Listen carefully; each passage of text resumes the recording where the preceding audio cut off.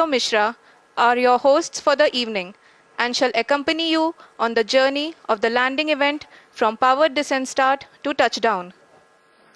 Today we shall be witnessing the final phase of the critical and most technologically challenging mission operations of Chandrayaan 3, wherein the lander module will be making a safe and soft landing on the surface of the moon.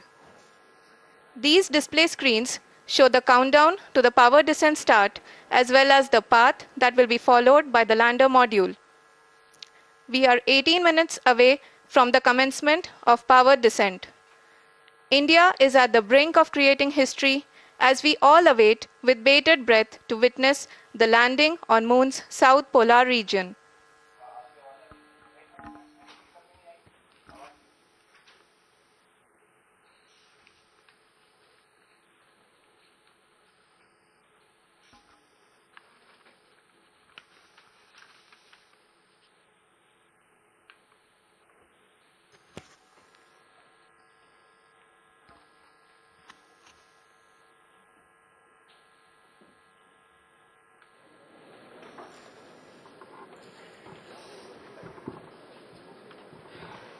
ISRO का पहला moon mission Chandrayaan 1 अक्टूबर 2008 में PSLV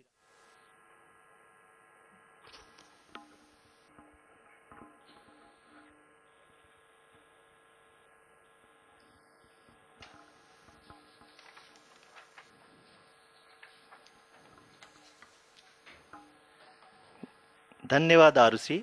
अगर मैं सही मायने में कहूं तो अंतरिक्ष का कोई भी मिशन हो और चाहे किसी भी देश के द्वारा संचालित किया जा रहा हो, इसरो मिशन के निश्चितता और अनिश्चितता के बीच बहुत ही महीन अंतर होता है, जिससे कि एक मिशन सफल या असफल होता है। लेकिन ना हम थके ना हम हारे। हमने पिछली कमियों को सुधारते हुए आज पूरी तरह से आश्वस्त किया है कि लैंडर मॉड्यूल निश्चित तौर पे चंद्रमा के सतह पर सेफ और सॉफ्ट लैंडिंग करेगा। सभी दर्शकों के जानकारी के लिए अब हम इसरो के अब तक के सभी लूनर मिशंस को संक्षिप्त विवरण प्रस्तुत करेंगे। जी हाँ, इसरो का पहला मून मिशन चंद्रयान 1 अक्टूबर 2008 में पीएसएलवी रॉकेट के द्वारा सफलतापूर्वक प्रक्षेपित किया गया था। चंद्रयान 1 ने चंद्रमा के सतह पर पानी की खोज करके पहले ही इतिहास रच चुका है। यही कारण है कि आजकल विश्व के तमाम अंतरिक्ष वैज्ञानिक और स्पेस एजेंसियां चंद्रमा को और करीब से जानने के लिए उत्सुक दिख रही हैं। अगर हम बात करें चंद्रयान 2 की, जो इसरो का दूसरा मिशन है, जुलाई 2019 में इसरो के सबसे ताकतवर रॉकेट LVM-3 द्वारा सफलतापूर्वक प्रक्षेपित किया गया था और आज भी लगभग 4 साल बाद यह चंद्रमा के 100 किलोमीटर के सर्कुलर ऑर्बिट में घूमते हुए बहुत ही उत्तम क्वालिटी का डेटा प्रदान कर रहा है। मिशन के प्रारंभ में इसकी आयु 1 साल निर्धारित की गई थी, परंतु LVM-3 द्वारा बहुत ही सटीक इंजेक्शन और मिशन मैनेजमेंट की वजह से चंद्रयान 2 काफ़ी लंबे समय तक कार्यरत रहेगा। अब तक चंद्रयान 2 चंद्रमा के लगभग सभी भागों का चित्र ले चुका है। इसका एक बहुत ही महत्वपूर्ण पेलोड OHRC यानी कि ऑर्बिटर हाई रेजोल्यूशन कैमरा विश्व का सबसे बेहतरीन कैमरा है, जो कि चंद्रमा के सतह का लगातार पिक्चर भेज रहा है। अब मैं आरुषि जी से निवेदन करूंगा कि वो आप लोगों को इसरो के वर्तमान मिशन चंद्रयान 3 के बारे में बताएं। अभी आपने मिश्रा जी के द्वारा सुना इसरो के अब तक के लूनार मिशंस का विवरण। अब चलते हैं towards Chandrayaan 3, the follow-up mission of Chandrayaan 2, which has been designed to accomplish our mission goals. The primary objective of Chandrayaan 3 mission is the demonstration of safe and soft landing on the lunar surface. This demonstration is a critical aspect for ISRO's future interplanetary missions. In addition to this, the mission objectives also include demonstration of roving capability and conduction of in situ scientific experiments on Moon's surface. Carried on the shoulders of India's heaviest rocket LVM-3 on the 14th of July, Chandrayaan 3 was placed in the precise elliptic parking orbit of size 170 by 36,500 kilometers. ISRO, in its mission plan of following the incremental trajectory approach, carried a total of 5 earthbound maneuvers. The fifth apogee raising maneuver, which took place on the 25th of July, placed the spacecraft in an orbit of 250 by 1,27,000 kilometers. At the early hours of 1st August, the translunar injection was carried out, after which the composite module began the final leg of its long journey of 84,000 kilometers for its rendezvous with the Moon. The TLI was a key step in the mission, enabling the spacecraft to escape Earth's gravitational pull and travel to the Moon. An orbit of 288 by 3,69,328 kilometers was achieved at the end of the translunar injection. जी हाँ, translunar injection किसी भी interplanetary mission के लिए बहुत ही आवश्यक परंतु कठिन operation होता है। इस सफल मैन्यूवर के बाद चंद्रयान 3 पृथ्वी से दूर निकलकर चंद्रमा के प्रभाव क्षेत्र में एक हाइपरबोलिक ट्रेजेक्टरी के द्वारा पहुंचाया गया। पुनः 5 अगस्त 2023 को लूनर ऑर्बिट इंसर्शन के द्वारा चंद्रयान 3 को 160 किलोमीटर के पेरीलून और 18,000 किलोमीटर के अपोलून के साथ चंद्रमा के इलिप्टिकल ऑर्बिट में स्थापित कर दिया गया। टीएलआई के तरह एलओआई भी एक बहुत जटिल ऑपरेशन होता है। इसमें हमें यह ध्यान देना आवश्यक होता है कि उपग्रह के वेगमान को एक निश्चित बिंदु से घटाया जा सके, अन्यथा उपग्रह चंद्रमा के प्रभाव क्षेत्र से बाहर निकल जाएगा। एलओआई के सफलतापूर्वक परिचालन के बाद चंद्रयान 3 की कक्षा को 4 बार और परिवर्तित किया गया। इस दौरान चंद्रमा की अधिकतम ऊंचाई को घटाकर 160 किलोमीटर कर दिया गया। इस पूरी प्रक्रिया में प्रपल्सन मॉड्यूल का लगभग 755 किलोग्राम ईंधन का उपयोग हुआ और चंद्रयान 3 के वेगमान को लगभग 850 मीटर प्रति सेकंड कम कर दिया गया। लैंडर मॉड्यूल को लगभग 150 किलोमीटर के सर्कुलर ऑर्बिट में स्थापित करने के बाद 17 अगस्त 2023 को प्रपल्सन मॉड्यूल से अलग कर दिया गया। पुनः लैंडर मॉडल के ऑर्बिट को 2 डीबूस्ट मैन्यूवर्स के द्वारा 150 किलोमीटर के सर्कुलर ऑर्बिट से घटाकर 25 गुणे 130 किलोमीटर के एलिप्टिकल ऑर्बिट में स्थापित कर दिया गया। इस दौरान यह भी सुनिश्चित कर दिया गया कि 800 न्यूटन के चारों थ्रोटेबल थ्रस्टर्स पावर डिसेंट के समय किसी भी चुनौती का सामना कर सकें। लैंडर मॉड्यूल इस ऑर्बिट में 4 दिन तक चंद्रमा की परिक्रमा करता रहा ताकि इसके सभी सब सिस्टम को पावर डिसेंट से पहले कार्यात्मक रूप से वेरीफाई और वैलिडेट किया जा सके। इस दौरान चंद्रयान 2 और लैंडर मॉड्यूल की आपस में बातचीत भी हो चुकी है। और संक्षेप में अब तक की यात्रा की बात करें तो लैंडर मॉड्यूल अब तक 21 बार पृथ्वी के और लगभग 120 बार चंद्रमा का चक्कर लगा चुका है और इस पूरी यात्रा में लगभग 55 लाख किलोमीटर की यात्रा भी पूरी कर चुका है। अब तक के इस पूरे अभियान में यह भी सुनिश्चित किया गया कि सारे ऑर्बिट मैन्यूवर्स इस प्रकार किए जाएं कि लैंडिंग साइट पावर डिसेंट की शुरुआत से ही लैंडर के ऑर्बिटल प्लेन में बना रहे।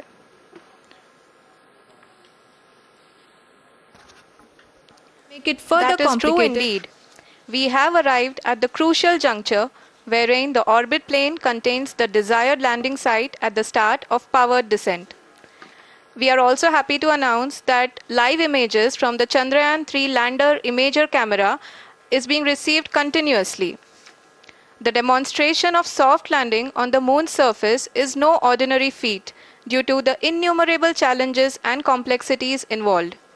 The lander velocity has to be killed from nearly 6,048 kilometers per hour without any aid from the thin and tenuous moon's atmosphere. The lunar dust at the time of landing and the craters and boulders scattered over the moon's surface make it further complicated to achieve this. The new and improved Chandrayaan 3 design has been built after envisaging all the scenarios which the lander module can encounter. With several software improvements, provision for full-level redundancies, a plethora of special tests, namely the integrated hot test, integrated cold test, and lander leg drop tests were carried out for the lander module. The success of these tests has provided great confidence in the performance of all the onboard sensors, propulsion system, and associated guidance, control, and navigation algorithms. The key findings during the tests have enabled to improve the overall system performance. The largely unexplored south pole of the moon has been chosen as the intended landing site since there is a possibility of finding ice and other minerals which would be vital resources for future explorers. Apart from continuing investigations pioneered by Chandrayaan 1 and Chandrayaan 2, the Chandrayaan 3 mission will also provide invaluable data to the science community around the world. Let us give our viewers a glimpse on the configuration of Chandrayaan 3 mission.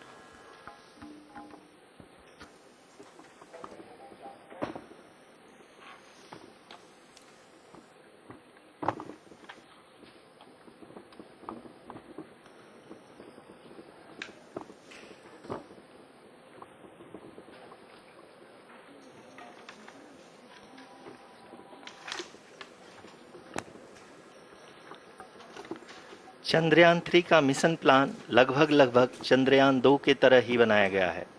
यहाँ यह भी सुनिश्चित किया गया है कि चंद्रयान 3 को rocket से अलग होने से लेकर के चंद्रमा के निकटतम कक्षा में स्थापित होने तक सारी गतिविधियाँ चंद्रयान 2 के तरह ही हों। और अब हम यह कह सकते हैं कि यह प्लान पूरी तरह से 100% सफल रहा। हालांकि लैंडर मॉड्यूल के सेंसर्स और प्रोपल्शन सिस्टम को इस तरह से मजबूत किया गया है कि लैंडर पावर डिसेंट के समय किसी भी आपदा से बाहर आकर के मिशन के मुख्य उद्देश्य को पूरा कर सके। इस क्रम में लैंडर के मुख्य सेंसर्स कारा, लासा, LHBC, LDV और LHDAC का कार्यात्मक परीक्षण भी किया जा चुका है। LDV जो कि पूर्णतः स्वदेशी तकनीकी से बनाया गया एक नया सेंसर है, इसका मुख्य कार्य लैंडर के वेलोसिटी को तीनों अक्षों में कंप्यूट करना है। पावर डिसेंट के दौरान लैंडर के सटीक पोजीशन और वेलोसिटी का ज्ञान होना बहुत ही आवश्यक है। लिराप यानी laser inertial referencing and accelerometer package इस कार्य को पावर डिसेंट के दौरान बखूबी निभाएगा। ट्रैजेक्टरी जनरेशन जो कि चंद्रयान 3 मिशन के लिए बहुत ही अहम है, क्योंकि हर ऑर्बिट मैन्यूवर के बाद यह सुनिश्चित किया जाता है कि लैंडर की मिशन ऑब्जेक्टिव को ना बदले। इस क्रम में मैं यह भी आपको बता दूं कि ऑर्बिट डिटर्मिनेशन जो कि उपग्रह के पोजीशन और वेलोसिटी को बहुत ही एक्यूरेटली बताता है, एक बहुत ही कठिन और जटिल कंप्यूटेशन और एस्टिमेशन होता है। यहाँ यह भी जानना महत्वपूर्ण है कि चंद्रयान 2 का OHRC पेलोड अब तक काफ़ी ऊंचे स्तर का डैम प्रदान किया है, जिसके फलस्वरूप लैंडिंग साइट के सीमा को बढ़ाकर 4x2.4 किलोमीटर कर दिया गया है, जो कि पावर डिसेंट के दौरान सॉफ्ट लैंडिंग कराने में काफ़ी सहायक सिद्ध होगा। Apart from the sensors, Chandrayaan 3 is equipped with a suite of sophisticated payload instruments. While Chandrayaan 1 and Chandrayaan 2 orbiter have provided abundant remote sensing data of Moon, equally important are the on-site localized measurements that provide ground truths. Lander and rover have payloads which are completely new and will perform in situ analysis of lunar surface.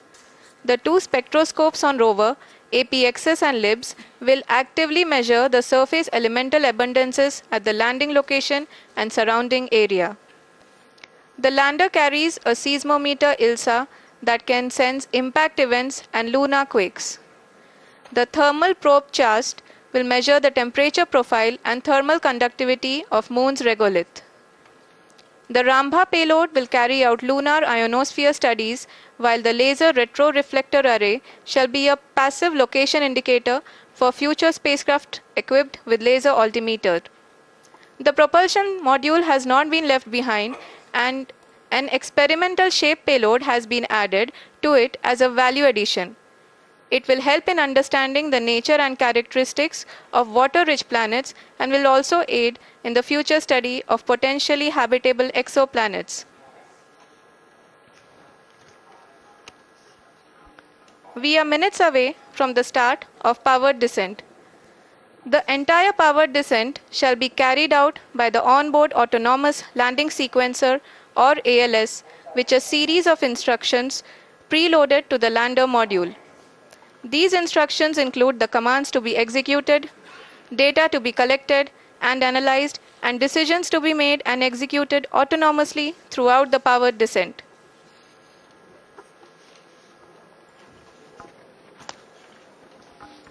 जी हाँ, अब हम power descent के बहुत ही करीब आ चुके हैं। हम आपको बताते चलें कि पावर डिसेंट को कुल 4 चरणों में बांटा गया है। सबसे पहले आता है रफ ब्रेकिंग फेज, जिसमें लैंडर की ऊंचाई को चंद्रमा की सतह से 30 किलोमीटर से घटाकर 7.4 किलोमीटर कर दिया जाएगा। इस पूरी प्रक्रिया को पूरा करने में लगभग 11.5 मिनट लगेगा और इसका समानांतर वेग 1680 मीटर प्रति सेकंड से घटाकर 358 मीटर प्रति सेकंड हो जाएगा। We have continuous flow of lander telemetry data from ISRO's Deep Space Network IDSN-32 located in Belalu, Bengaluru. The data is being acquired real time by station and is flown to the Mission Operation Complex through our communication links. In addition to it, we also have support from ESA and JPL DSN stations. There will be no ground intervention once the ALS takes charge. The preparation for today's event had started 48 hours before, wherein various pre-selections and uplinking of parameters for the autonomous landing sequence were carried out. The whole descent is divided into 4 phases: the rough braking phase, the attitude hold phase, fine braking phase, and the local navigation phase or the terminal descent phase.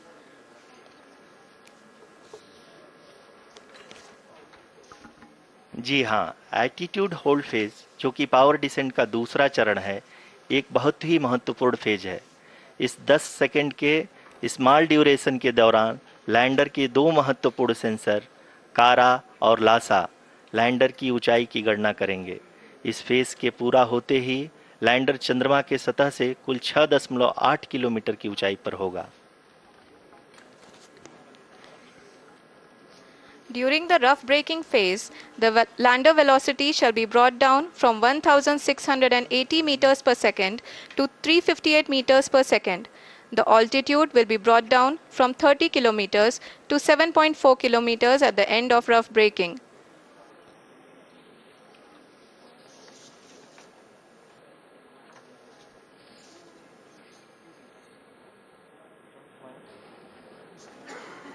Currently, we can see the scientists are analyzing the lander data.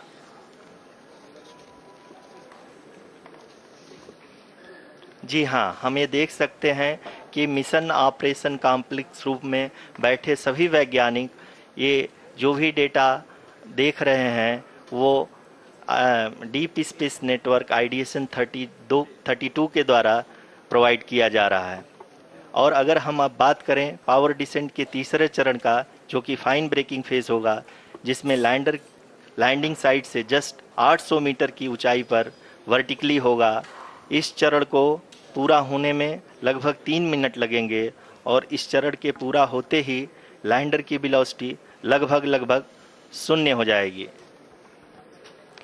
The scientists here at his track are glued to their systems, analyzing all sorts of complex data. We are very close to the powered descent, to the start of the powered descent phase.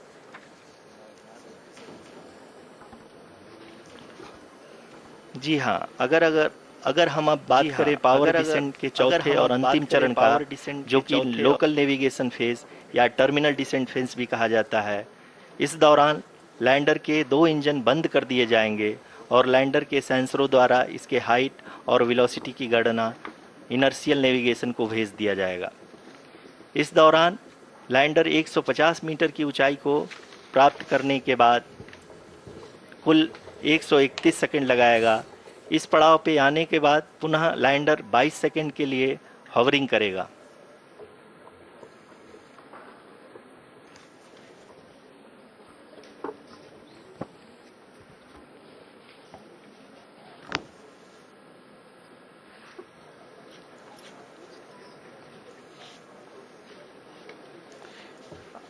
आप इस समय अपने screen पे mission operation complex में बैठे सभी मान्यगणों को देख सकते हैं, जो कि बहुत ही उत्सुकता के साथ टेलीमेट्री डेटा को देख रहे हैं।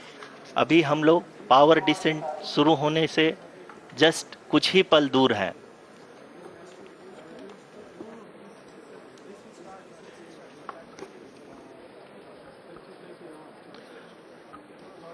पावर डिसेंट शुरू होने में लगभग 30 सेकंड ही बचा है और हमको ये सारे data mission operation complex room में आईडीएसएन 32 के द्वारा, जो कि लगातार लैंडर के कनेक्शन में बना हुआ है, प्रदान कर रहा है।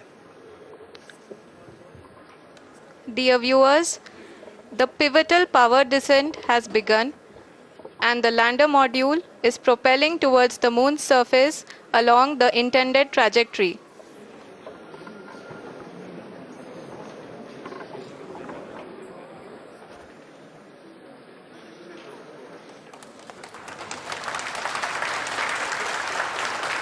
जी हाँ, अब देख सकते हैं रफ ब्रेकिंग फेज की शुरुआत हो चुकी है।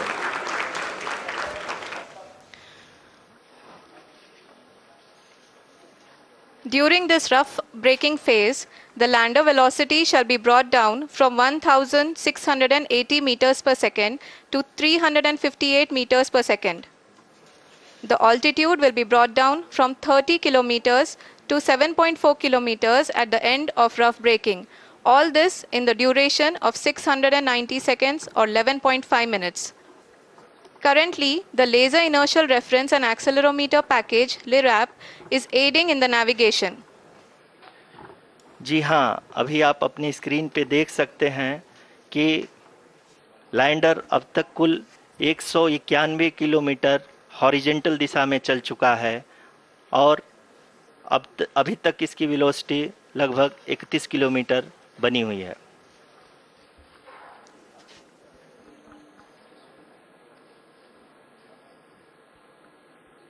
The lander module has traveled a distance of approximately 228 kilometers.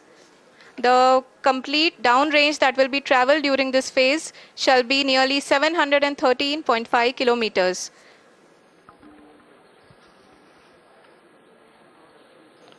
जी हाँ, कुल 745 किलोमीटर के इस रफ ब्रेकिंग फेज में आप देख सकते हैं कि हम लोग लगभग अपनी यात्रा 20% कंप्लीट कर चुके हैं।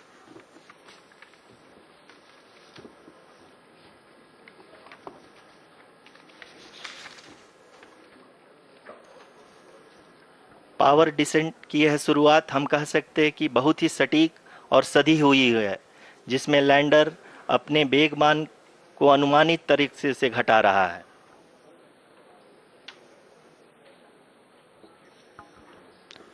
The altitude of the lander module will reduce from 7.4 kilometers to 6.8 kilometers.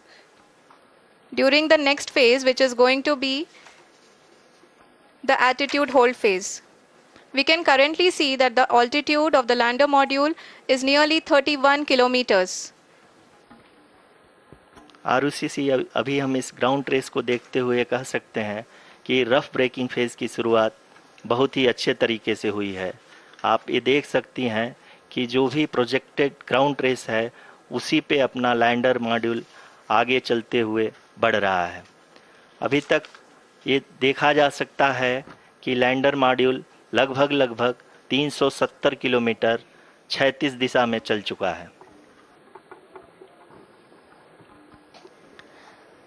The mission operations team is analyzing the data.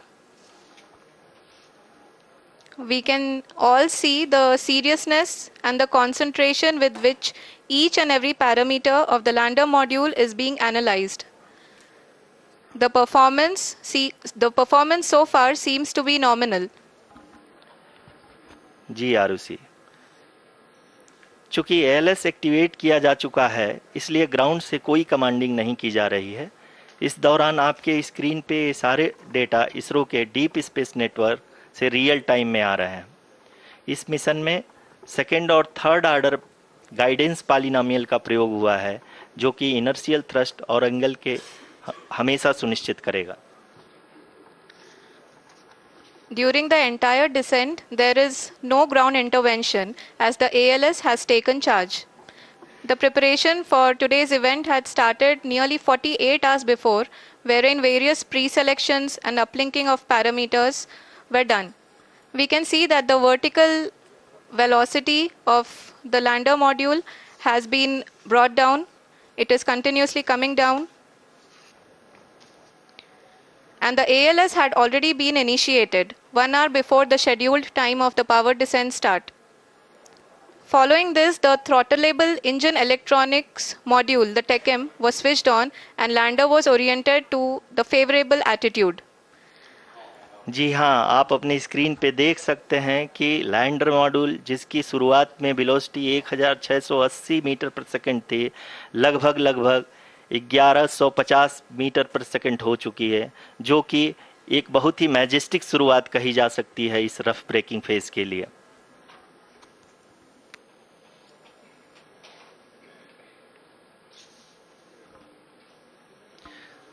यहाँ पे मैं आपको ये भी बताते चलूँ कि आप अपने स्क्रीन पे देख सकते हैं कि द लैंडर मॉड्यूल का आल्टीट्यूड धीरे धीरे अब कम होता हुआ दिख रहा है, और जो कि एक्सपेक्टेड भी है। अभी हम बात करें करंट आल्टीट्यूड की, तो जो कि 28.6 किलोमीटर के आसपास है। आप स्क्रीन पर ये भी देख सकते हैं Chandrayaan 3 lander imager display. The lander imager is continuously taking photographs of the moon's surface, and that is also being streamed here. Currently, the horizontal velocity has been brought down, and the distance traveled is 574 kilometers. The current altitude is 27 kilometers, as can be seen on the screen. जी हाँ, करीब करीब अपने आधे सफ़र को पूरा करते हुए इस रफ ब्रेकिंग फेज में लैंडर बहुत ही आगे की तरफ बढ़ते हुए अपनी ऊंचाई को घटा रहा है। अगर अब बात करें तो लैंडर की ऊंचाई चंद्रमा के सतह से लगभग 27 किलोमीटर से नीचे हो चुकी है, करीब करीब 26.7 किलोमीटर के आसपास है। The next phase after the rough braking phase is the attitude hold phase, which will be for a duration of nearly 10 seconds. The lander will be oriented such that both the altimeters will be looking exactly towards the moon's surface. At the end of this attitude hold phase, height measurement update to navigation system will be given from the laser and car band altimeters. Currently, we are in the middle of the rough braking phase. जी हाँ, अगर हम ध्यान से देखें तो लगभग 8 minute की यात्रा के बाद लैंडर अपनी हॉरिजेंटल वेलोसिटी को लगातार कम करते हुए अपनी ऊंचाई, अभी की ऊंचाई के समय 24 किलोमीटर की ऊंचाई प्राप्त कर चुका है।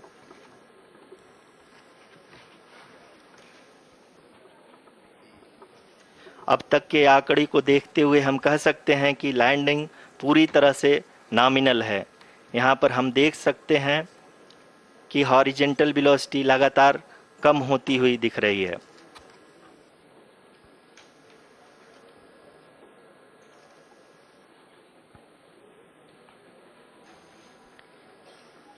The altitude of lander from ground is currently 22 kilometer, which is again going to be coming down, and that is expected. For the viewers who have joined now, we are in the power descent phase, and we are in the rough braking phase, which is the first phase of the power descent.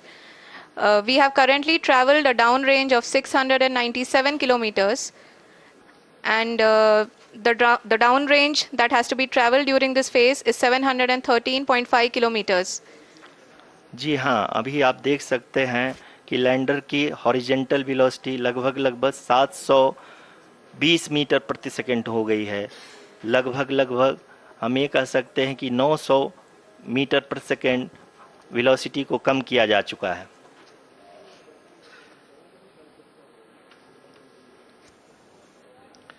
At the same time, we can see the altitude of the lander is just 17.8 kilometer from the moon surface, which is going to be around 7.4 at the end of the rough braking phase.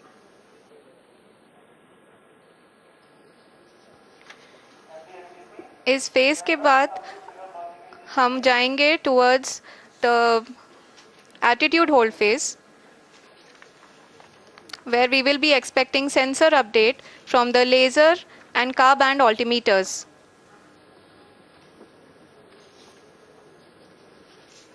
We can see the visualization of the lander module moving towards the moon's surface. The current altitude is nearly 15.2 kilometers and the distance traveled is 754 kilometers. We can also see the image that the lander imager camera has been providing. जी हाँ, इस rough breaking phase के दौरान 800 Newton के चारों throttle engine अपने कार्य को पूरी तरह से अंजाम दे रहे हैं और लैंडर के हॉरिजॉन्टल वेलोसिटी को लगातार कम कर रहे हैं। अब तक लैंडर लगभग अपने 75 से 80% की यात्रा को पूरा कर चुका है।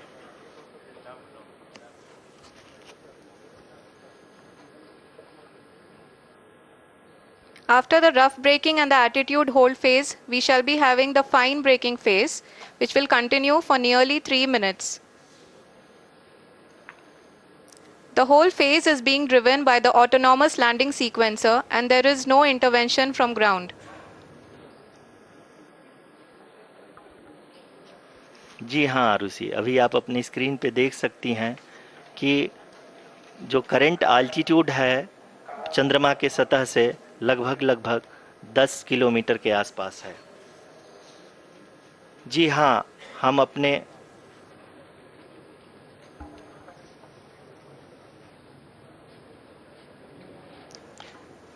जी हाँ, हमारे प्रधानमंत्री जी श्री नरेंद्र मोदी जी हम सभी का उत्साहवर्धन करने के लिए दक्षिणी अफ्रीका के जोहानसबर्ग से जुड़ गए हैं।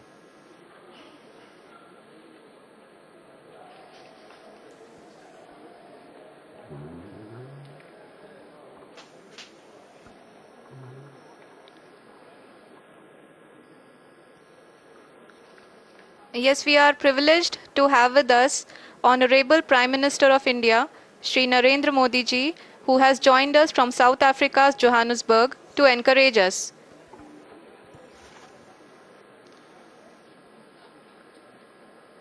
जी हाँ, आप ये देख सकते हैं एल्टीट्यूड होल्ड फेस भी बहुत ही आसानी से लैंडर फेस ने पार कर लिया है और अब फाइन ब्रेकिंग की शुरुआत हो चुकी है।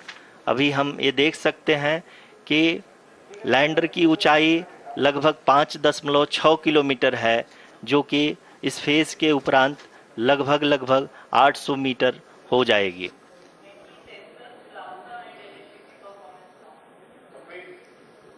We can hear from the mission operations team that the sensors are performing nominally. And we are currently in the midst of the fine braking phase, which is going to continue for 3 minutes. And the altitude is going to be reduced to nearly 800 meters at the end of this phase. जी हाँ, जैसा कि आरुषि जी ने बताया कि लगभग 3 minute के उपरांत lander की हाइट लगभग 800 मीटर वर्टिकली होगी और यहाँ पे लैंडर की horizontal velocity, vertical velocity, even down range भी लगभग शून्य होगा। We can see the visual of the lander module and we can see that the downrange traveled is nearly 831 kilometers.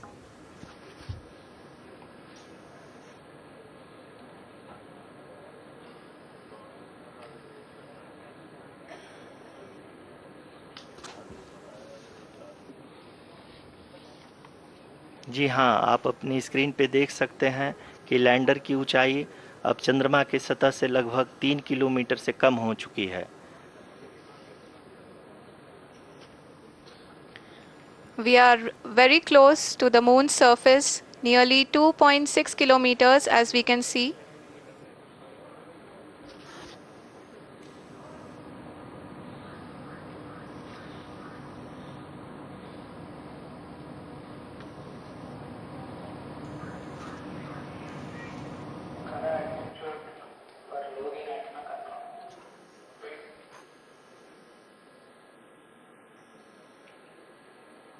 जी हाँ, अभी आप देख सकते हैं कि लैंडर की ऊंचाई लगभग लगभग 1 किलोमीटर के आसपास है।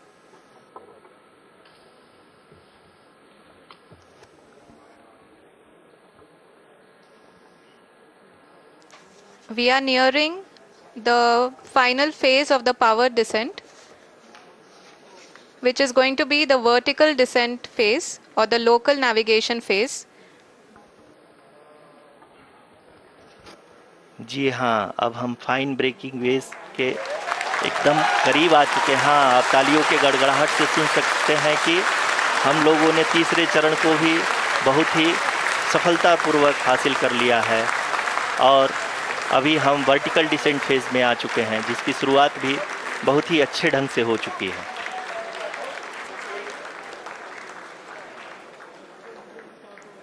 Lot of applause indicates that till now the performance has been nominal. We are in the vertical descent phase 1. The altitude is being brought down from 800 meters and we are nearing and approaching the lunar surface. जी, आप अपने screen पे देख सकते हैं कि lander का height लगातार कम होता जा रहा है। इस समय हम लैंडिंग साइट के जस्ट ऊपर हैं और इस समय इसकी ऊंचाई लगभग 600 मीटर के आसपास है। इस फेज के दौरान लगभग 150 मीटर के ऊंचाई पे पहुंचने के बाद लैंडर अगेन लगभग 20 से 22 सेकंड के लिए हॉवरिंग करेगा। We are above the landing site. The horizontal as well as the vertical velocity is now being constantly reduced. And the lander module has begun its descent towards the landing site.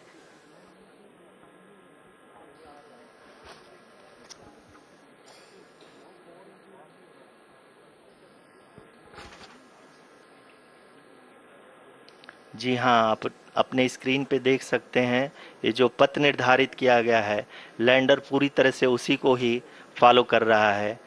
इस समय हम लगभग 200 metre की height से भी कम आ चुके हैं।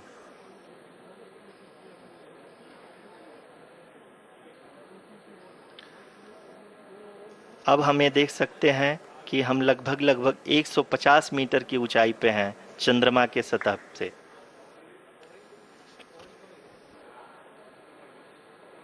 We are approaching the vertical descent phase 2, which will have the lander module hovering at nearly 150 meters above the lunar surface.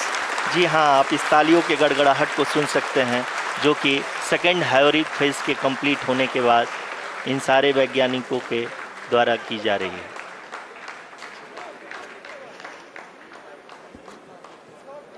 जी हाँ, आप अगर फिर से ध्यान से देखें तो एल्टीट्यूड पुनः कम होता जा रहा है।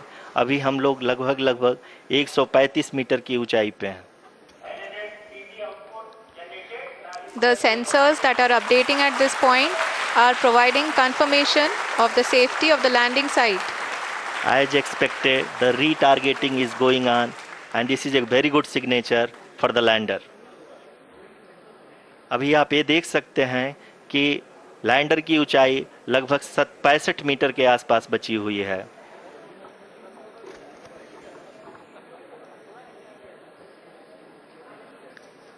Currently, only 2 engines are now being fired, and we are nearly at zero velocity, vertical and horizontal. We were hovering, and now we are approaching the moon's surface.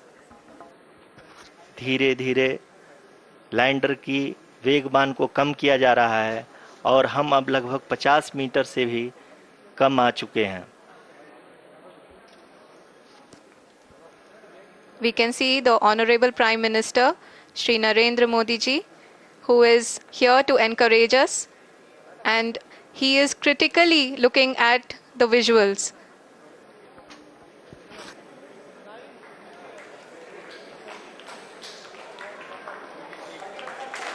जी हाँ, आप अपनी स्क्रीन पे देख सकते हैं कि हम lander module People are applauding. Let lander us all wait to hear from the Secretary Department of Space and Chairman ISRO, Shri S. Somnath. Lander module पूरी तरह से सेफली और सॉफ्टली चंद्रमा के सतह पे लैंड हो चुका है। ये हम लोगों के लिए बहुत ही गर्व की बात है।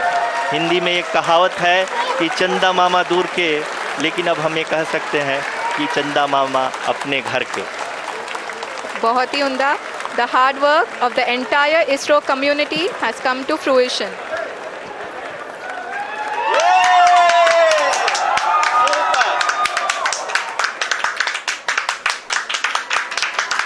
आदरणीय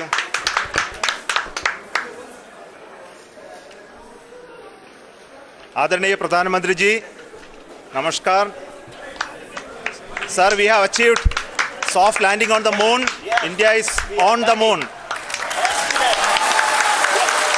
Sir, I request our Honorable Prime Minister to address us and bless us. Thank you, sir.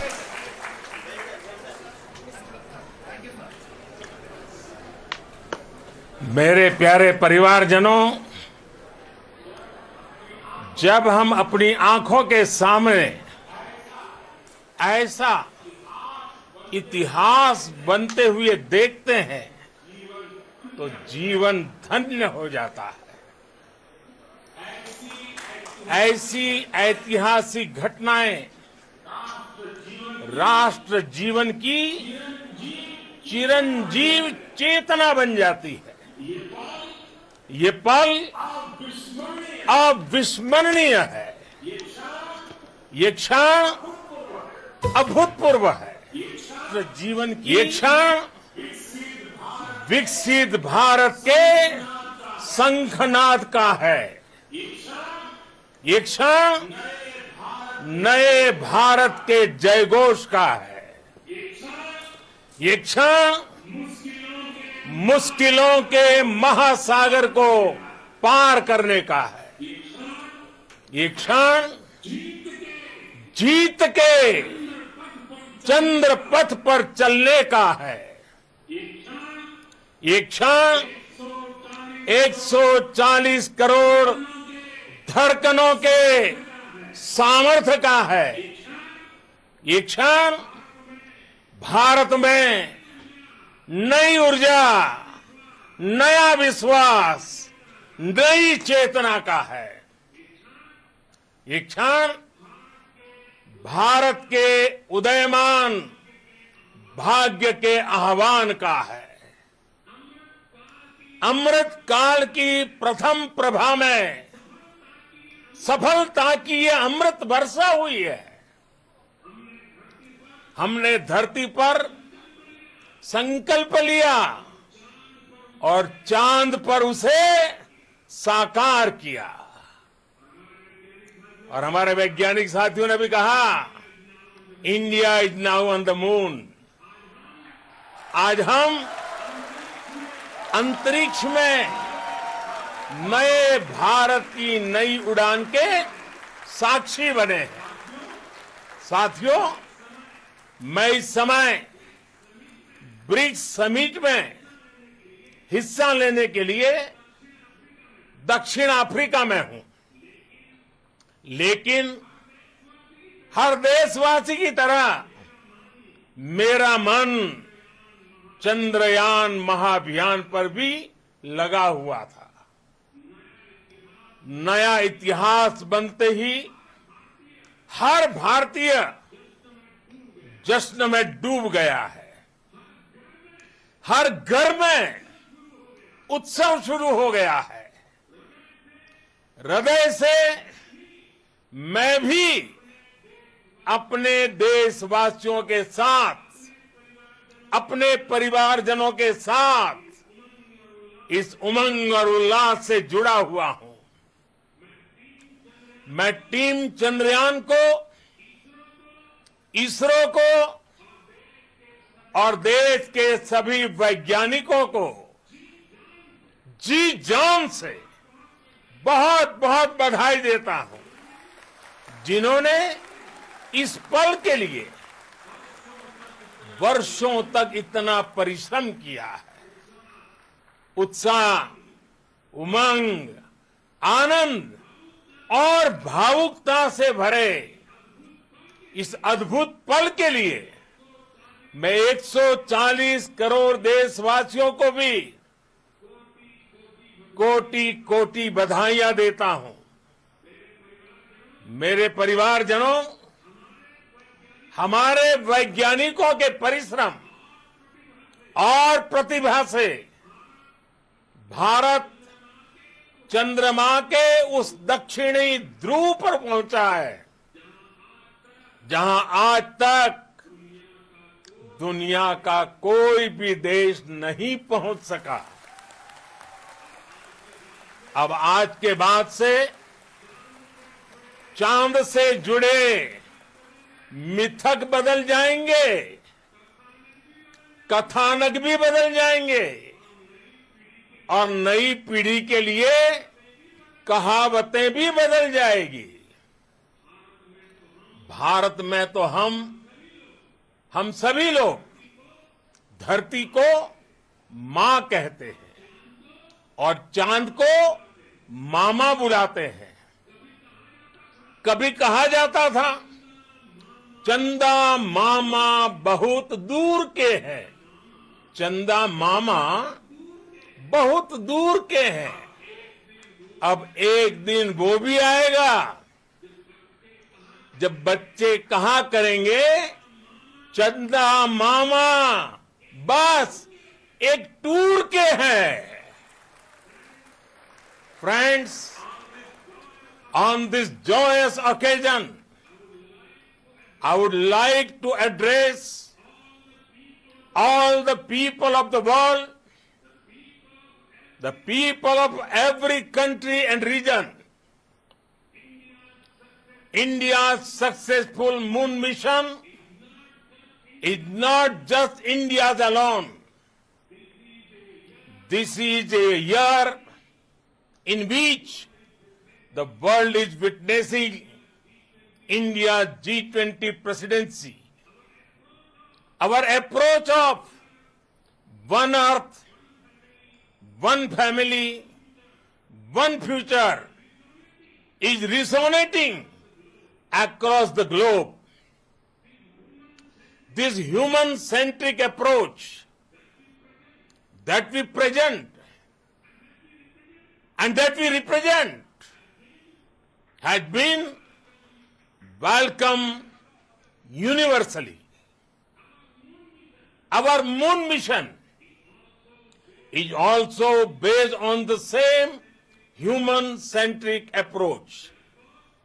Therefore, this success belongs to all of humanity, and it will help moon missions by other countries in the future. I am confident that all countries in the world, including those from the global south, are capable of achieving such feats. We can all aspire for the moon and beyond. मेरे परिवारजनों, चंद्रयान महाअभियान की ये उपलब्धि भारत की उड़ान को चंद्रमा की कक्षाओं से आगे जाएगी। हम हमारे सौर मंडल की सीमाओं का सामर्थ्य परखेंगे और मानव के लिए ब्रह्मांड की अनेक संभावनाओं को साकार करने के लिए भी जरूर काम करेंगे। हमने भविष्य के लिए कई बड़े और महत्वाकांक्षी लक्ष्य तय किए हैं। जल्द ही सूर्य के विस्तृत अध्ययन के लिए ISRO Aditya L1 mission launch करने जा रहा है। इसके बाद शुक्र भी इसरो के लक्ष्यों में से एक है।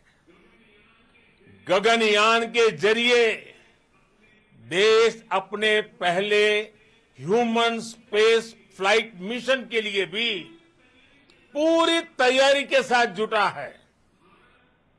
भारत बार बार ये साबित कर रहा है कि sky is not the limit. साथियों, साइंस और टेक्नोलॉजी देश के उज्जवल भविष्य का आधार है।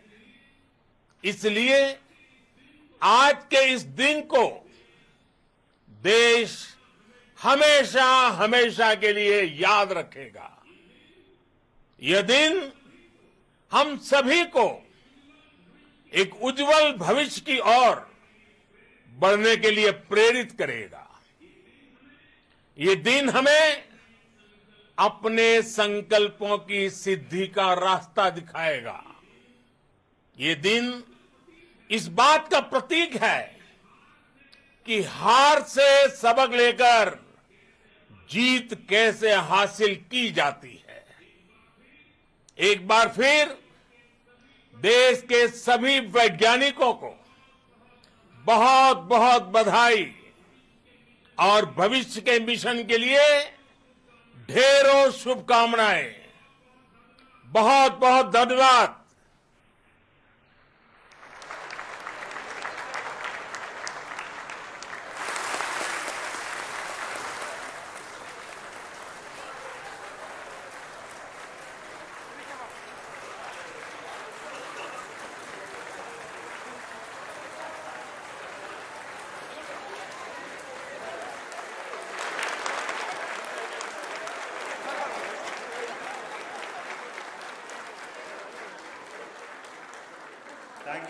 Thank you, Adranaya Pradhan Mantri ji, for being part of our journey to this success.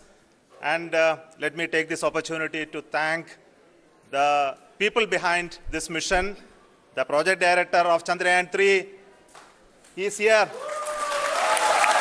Veera Muthuvel, congratulations to you. The associate project director, Kalpana, and the mission operations director, Srikanth. And the satellite was built at your house satellite center, Shankar and the director.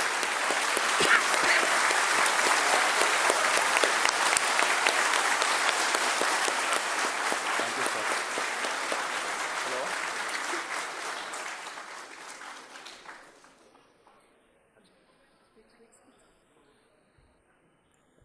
It's a great moment of happiness on behalf of team. It gives me immense satisfaction on achieving this goal as a project director of this mission.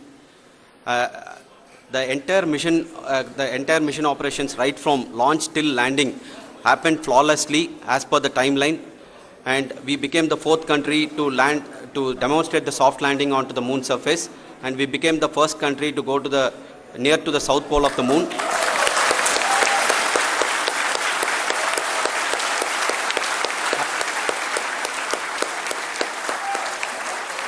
I take this opportunity to thank navigation, guidance and control team, propulsion team, sensors team and all the mainframe subsystems team who have brought success to this mission. I also take the opportunity to thank the Critical Operations Review Committee for thoroughly reviewing the mission operations right from launch till this date. The target was on spot because of the review process. I also thank the ISRO higher management, right from Chairman ISRO, Director URSC and all the center directors and higher ISRO officials. And finally, my thanks to the Chandrayaan 3 project executives spread across the ISRO centers. Thank you.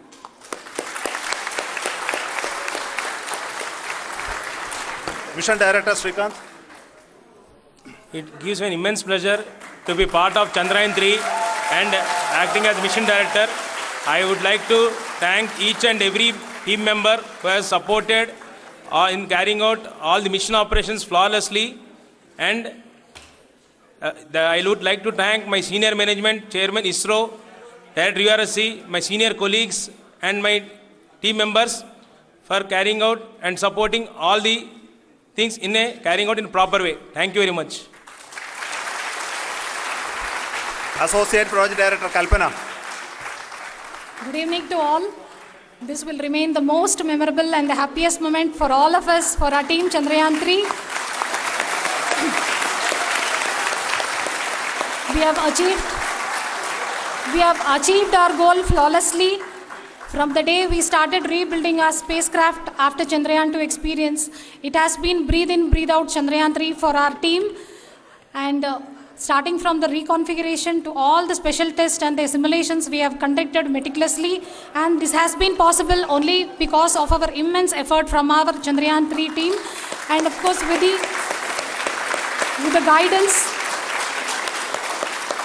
the guidance from our chairman ISRO, our directors and all our experts. With all this, it has been possible.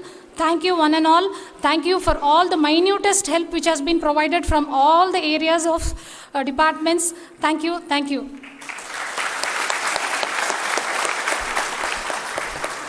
Now, Chandrayaan 3 is a result of the work done by thousands of scientists, engineers, our staff and industries and support team across ISRO and other places, other institutions. And Shankaran has been the lead of the center which integrated all of these efforts in the last so many years. So I request him to speak on behalf of all of you.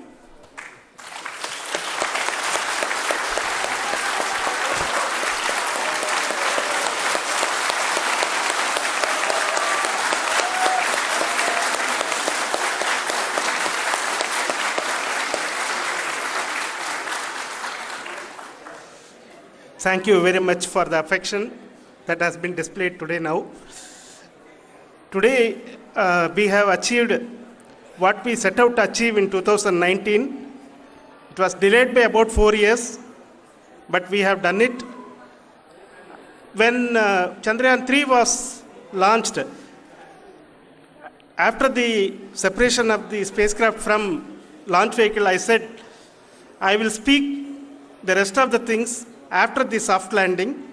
So here I will take a couple of minutes to tell the tremendous amount of effort that has been put in by the entire project team. When I say project team, it is not just only the project director and associate project director. Of course, they are the face of the project. They have been living, sleeping, eating, breathing Chandrayaan for the last 4 years. They have been supported by such a large number of people, particularly in the navigation, guidance and control area, propulsion system.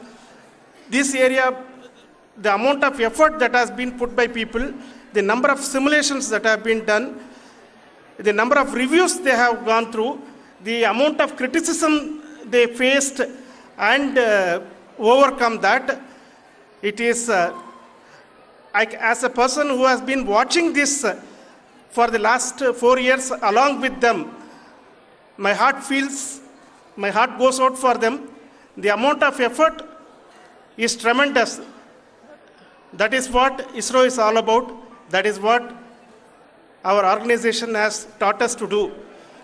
Now today this success has put us even more higher responsibility, as the Honorable Prime Minister was telling, because we have set the bar now so high. Nothing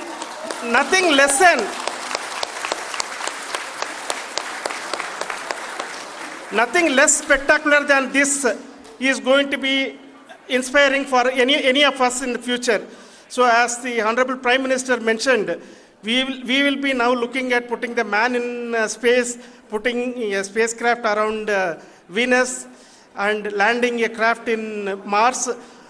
Work on all these activities are going on for few years, and this success today will inspire us and will spur us to take those efforts even more strongly, so that we will make our country proud again and again and again.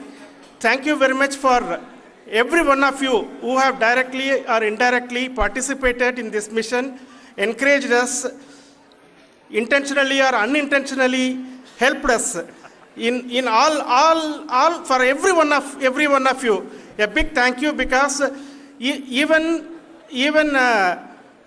casual remark, an unintended point can can help a person who is striving to reach a goal. The person who is making that remark may not have meant it that way, but sometimes it can ignite that's why I said that even unintended help is very, very, very welcome, and we are very, very thankful for that. Thank you, Team ISRO, for supporting all of us. The amount of affection we received when this mission came into this final stage, the number of people who gave us confidence that nothing can go wrong, and this is going to be successful. In fact, I was not that much confident, because we have seen a couple of times issues, because I know very well, as a person who has been doing in this domain for 36 years, I know there are thousands of things. Any of that can anytime go wrong and derail. But so many of the people, because that I only see as the reflection of the effort we have put, that people are so happy to see this effort, and they want us to succeed. It is not that they know that we are going to succeed. The people want us to succeed. So thank you very much for everyone, for your love and affection. We will continue to do our best and make our flag fly, ISRO's as well as India's flag fly high. Thank you very much.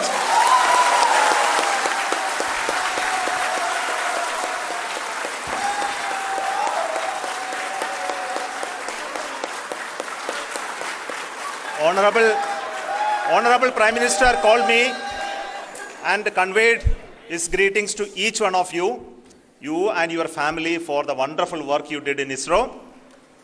So thanks are to him for the support that he is giving to us for missions like Chandrayaan 3 and the missions that are in the offing. I think that's a great word of comfort that we are receiving for pursuing the inspirational work that we are doing for the nation. I want to tell you, and I want to thank you also for each and everyone who prayed with us in the last many days, who wanted this success to happen in ISRO. I thank all those people all around the country and maybe beyond the country for their blessings and wishes and affection that he has given to each one of us for doing this work for the last so many years. I want to specifically thank some senior people who have been standing with us, especially the name of Kiran Kumar sir and Mr. Kamalakar, Sri Koteshwar Rao. They have been helping so much.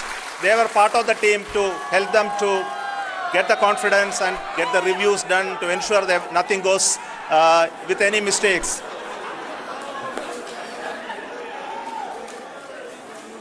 And of course, this is not the work of us alone. This is a work of a generation of ISRO leadership and ISRO scientists.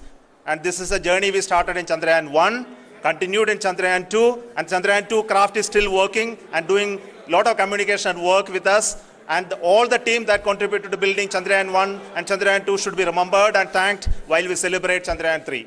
And this is an incremental progress and definitely a great, huge one it is. And thank you so much for all the support and work that you have done. Thank you.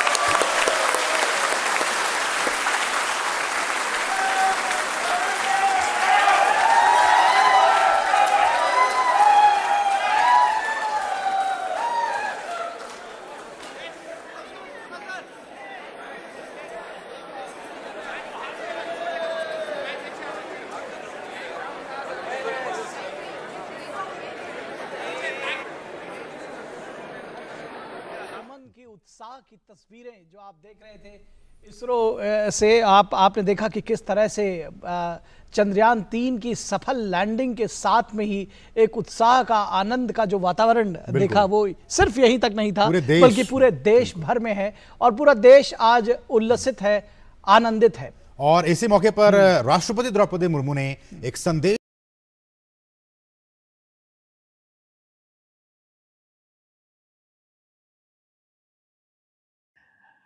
आज के ज़माने में हम लोगों को वहाँ क्यों नहीं भेजते? तो सबसे पहले कंस्पिरेसी थियरी क्या है? कंस्पिरेसी थियरी ये है कि ये मून लैंडिंग्स कभी हुए ही नहीं। जो नील आर्मस्ट्रॉन्ग गया था, बज ऑल्ड्रिन गया था और जो अलग अलग लोग गए थे वहाँ पर, वो सिर्फ फोटोशूट्स थे अर्थ के ऊपर ही। जो वीडियोस थे वो भी इन्होंने विद स्पेशल इफेक्ट्स बनाए हॉलीवुड में। ऐसा कंस्पिरेसी थियरी है। आज के ज़माने के स्टीफन हॉकिंग या एल्बर्ट आइंस्टाइन है कौन दुनिया में? आज के ज़माने में ऐसा कोई नहीं है। Okay, as far as I know anybody who is at that level. ये ऐसे लोग 100 वर्ष में एक आध बार आते हैं। पता नहीं आज कोई होगा, कोई बच्चा, शायद भारत में कोई होगा। होपफुली वो टीआरएस के सब्सक्राइबर होंगे और अभिजीत चावड़ा के सब्सक्राइबर होंगे। दोस्तों, अभिजीत चावड़ा के बारे में मैं क्या ही कहूँ, हमने इतने सारे एपिसोड बनाए उनके साथ, पर उनके साथ हिंदी में बात करने का अलग ही मजा होता है। This is Abhijit Chavda, astrophysics special in Hindi. Astrophysics subject मतलब स्पेस के बारे में, यूनिवर्स के बारे में, तारों के बारे में, ब्लैक होल्स के बारे में, एलियंस के बारे में। हिस्टोरियन और जियोपॉलिटिकल एक्सपर्ट होने से पहले ये एक साइंटिस्ट है, और आज के इस एपिसोड में अभिजीत चावड़ा द साइंटिस्ट से बातें होंगी टीआरएस हिंदी पर। एंजॉय कीजिए, बहुत कुछ सीखने को मिलेगा। बहुत मज़ेदार कॉन्वर्सेशन थी ये। अगर आप एक साइंस फैन हो, this is the conversation for you. This is Abhijit Chavda on TRS Hindi.